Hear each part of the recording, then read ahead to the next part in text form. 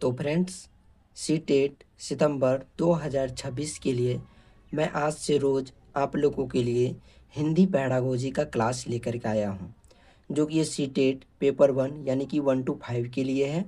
और ये जनवरी 2022 में जो पूछा गया था प्रश्न, उसका हम लोग आज की क्लास में फर्स्ट क्लास में रिवाइजिंग करने वाले हैं। तो फ्रेंड्स, आप लोग वीडियो को एंड तक देखिएगा, क्योंकि जब तक आप वीडियो को लास्ट तक नहीं देखिएगा तब तक आप लोगों को बिल्कुल भी कुछ समझ में नहीं आएगा।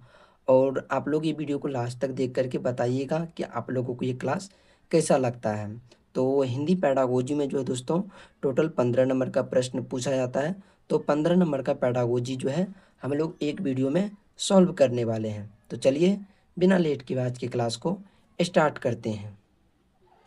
तो फ्रेंड्स, चलिए आज का जो पैडागोजी का क्लास है वह यहाँ से स्टार्ट होगा, क्योंकि इससे आगे का जो 15 नंबर का क्वेश्चन था वह आपका गद्यांश और पद्यांश का था। तो चलिए बिना लेट के आज की क्लास को स्टार्ट करते हैं। फर्स्ट प्रश्न है, आप भाषा शिक्षण के रूप में पाठ्य सामग्री के किस स्वरूप को अपनाना चाहेंगे? फर्स्ट ऑप्शन है मूर्त, विवरणात्मक और विश्लेषणात्मक। दूसरा अमूर्त, विवरणात्मक और विश्लेषणात्मक। और तीसरा है मूर्त विवरणात्मक और अवधारणात्मक। चौथा ऑप्शन में है अमूर्त अवधारणात्मक और अवधारणात्मक। तो इसका राइट आंसर क्या हो जाएगा? बोल रहा है कि पाठ्य सामग्री को किस रूप को आप अगर शिक्षक रहेंगे तो उसको चुनेंगे, क्योंकि दोस्तों इसमें जो मूर्त विवरणात्मक और विश्लेषणात्मक जो है सबसे बेटर माना जाता है। तो ऑप्शन नंबर ए जो है इसका बिल्कुल सही हो जाएगा। और दोस्तों सारे क्वेश्चन में आंसर टिक लगा हुआ है, क्योंकि मैंने इससे पहले खुद से सॉल्व किया है, तो इसीलिए जो है सब में जो है टिक लगा हुआ है। तो उसको आप लोग देख लीजिएगा। अगला प्रश्न है, पियाजे के अनुसार भाषा अर्जन की प्रक्रिया फर्स्ट ऑप्शन में है सहजन्य होता है, सुमेलन होता है और युक्तिजन्य होता है, और चौथा सामाजिक होता है। तो पियाजे के अनुसार जो दोस्तों भाषा अर्जन की प्रक्रिया युक्तिजन्य होता है। तो इसका ऑप्शन नंबर सी जो है बिल्कुल राइट हो जाएगा। और दोस्तों ये आप लोगों को क्लास कैसा लग रहा है वो आप लोग कमेंट करके लास्ट में ज़रूर बताइएगा। अगला प्रश्न है, एक विद्यार्थी जिसके घर की भाषा और विद्यालय की भाषा अलग अलग है, आप एक संसाधन के रूप में उसकी कैसे मदद कर सकते हैं? फर्स्ट ऑप्शन है उसे कक्षा में अधिक समय और ध्यान दे करके। दूसरा, कक्षा में बहुभाषिकता को संसाधन के रूप में उपयोग करके।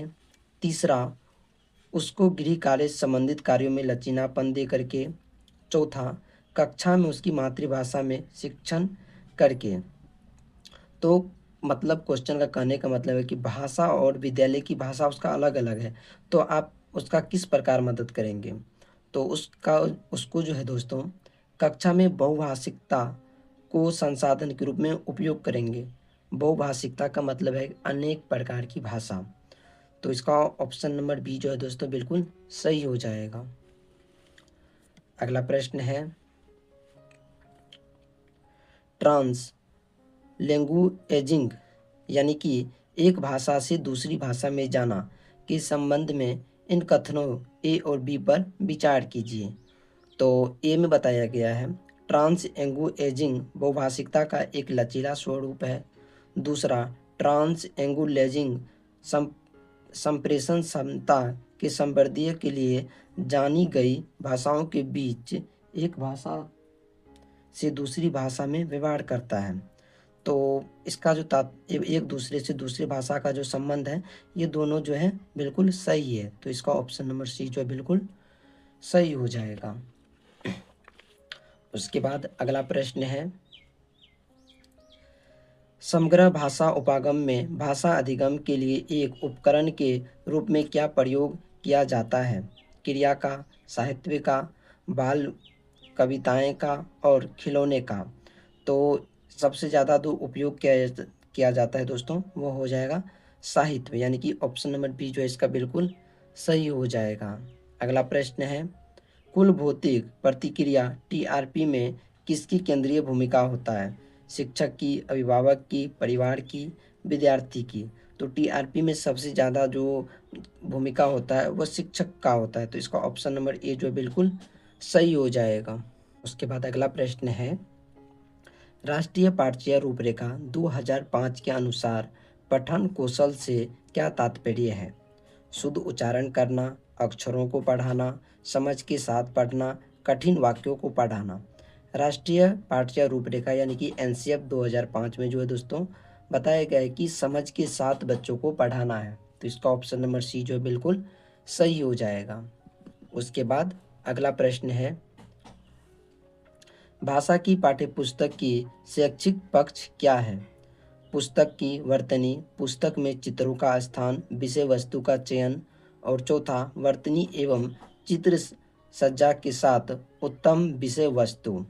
तो शैक्षिक पक्ष जो है दोस्तों वह विषय वस्तु का चयन है। तो इसका ऑप्शन नंबर सी जो है बिल्कुल सही हो जाएगा। चलिएगा उसके बाद, और दोस्तों उसके बाद जो ये क्वेश्चन है इसमें थोड़ा डाउट है, तो इसलिए ये 115 नंबर का जो क्वेश्चन है इसको हम छोड़ रहे हैं। उसके बाद अगला प्रश्न है, स्टीफन क्रेसन के अनुसार कौन सी अचेतन प्रक्रिया है? स्टीफन क्रॉस जो दोस्तों अर्जन के बारे में बताया है। तो इसका ऑप्शन नंबर बी जो है बिल्कुल सही हो जाएगा। और ये स्टीफन क्रेसन से जो है दोस्तों बहुत बार सीटेट में प्रश्न पूछा गया है। सीटेट फरवरी में भी पूछा गया था। तो इसको आप लोग अच्छे से और ध्यान से देख लीजिएगा। इसका राइट आंसर बी हो जाएगा। उसके बाद बढ़ते हैं अगली प्रश्न की ओर, जो कि अगला प्रश्न है, वायुगतिकी के अनुसार जो बच्चे डैश का व्यापक उपयोग करते हैं वे अन्य बच्चों की तुलना में जटिल कार्यों को अधिक प्रभावी ढंग से सीखते हैं। तो फर्स्ट ऑप्शन है आंतरिक भाषा, दूसरा है व्यक्तिगत भाषा, तीसरा है निजी भाषण, और चौथा है मौन भाषण। तो दोस्तों जटिल कार्यों को अधिक प्रभावी ढंग से जो सीखते हैं वह निजी भाषण के जो माध्यम से सीखते हैं। तो इसका ऑप्शन नंबर सी जो है बिल्कुल सही हो जाएगा। उसके बाद अगला प्रश्न है, पियाजे के अनुसार भाषा का विकास डैश से डैश तक होता है। तो पियाजे का जो विकास है वह आत्म केंद्रित से सामाजिक की ओर होता है। तो इसका ऑप्शन नंबर सी जो है बिल्कुल सही हो जाएगा। और यहीं पर अगर वायुगतिकी होता तो वहाँ सामाजिक पहले हो जाता, उसके बाद आत्म केंद्रित होता। यानी कि ऑप्शन अगर वायुगतिकी यहाँ पर आता तो ऑप्शन डी हो जाता, लेकिन यहाँ पर पियाजे है तो इसका ऑप्शन नंबर सी बिल्कुल सही होगा दोस्तों। अगला प्रश्न है, कक्षा में चर्चा के दौरान कक्षा 5 की एक विद्यार्थी भ्रष्टाचार के कारणों पर अपना दृष्टिकोण प्रस्तुत करती है। इस दौरान ना तो वह दूसरे के विचारों से सहमति प्रकट कर रही है और ना ही वह दूसरों के नज़रिए से विषय वस्तु को देखने की कोशिश कर रहा है। पियाजे के अनुसार वह किस प्रकार के भाषण में शामिल है? वो खुद से मतलब सब कुछ कर रहा है, यानी कि आत्म केंद्रित। वह ना ही किसी का सहायता ले रहा है, कुछ भी कर रहा है, खुद से जो हो रहा है वह कर रहा है। तो इस आत्म केंद्रित भाषण हो जाएगा। ऑप्शन नंबर ए बिल्कुल सही हो जाएगा। अगला और लास्ट प्रश्न है आज का। उससे पहले दोस्तों आप लोगों को ये क्लास कैसा लगा आप लोग कमेंट करके ज़रूर बताइएगा। तो मैं नेक्स्ट क्लास रेगुलर क्लास आप लोगों के लिए लेकर के इससे अच्छे तरीके से लेकर के आऊँगा, क्योंकि आज तो फर्स्ट क्लास था। पियाजे के सिद्धांत के अनुसार विद्यार्थियों को व्याकरणिक संरचनाओं को समझाने के लिए भाषा शिक्षक को क्या करना चाहिए? ऑप्शन है, समृद्ध लिखित सामग्री प्रदान करे और विद्यार्थियों को विभिन्न संरचनाओं को खोजने दे। इससे अच्छा ऑप्शन कोई हो ही नहीं सकता है। मतलब इसमें विद्यार्थी को विभिन्न तरीके से अलग अलग तरीके से जो है खोजने का ऑप्शन दे रहा है। तो इसका ऑप्शन नंबर ए जो है बिल्कुल सही हो जाएगा। तो फ्रेंड्स आज ये टोटल 15 PYQ क्वेश्चन था आप लोगों के लिए, जो कि हिंदी पैडागोजी का था। आप लोगों को ये कैसा लगा और वो आप लोग कमेंट करके ज़रूर बताइएगा। और अगले नेक्स्ट क्लास के लिए आप लोग चैनल को ज़रूर सब्सक्राइब कर लीजिएगा। मिलते हैं नेक्स्ट वीडियो में नेक्स्ट सेट के साथ। तब तक के लिए बाय, लाइक एंड सब्सक्राइब।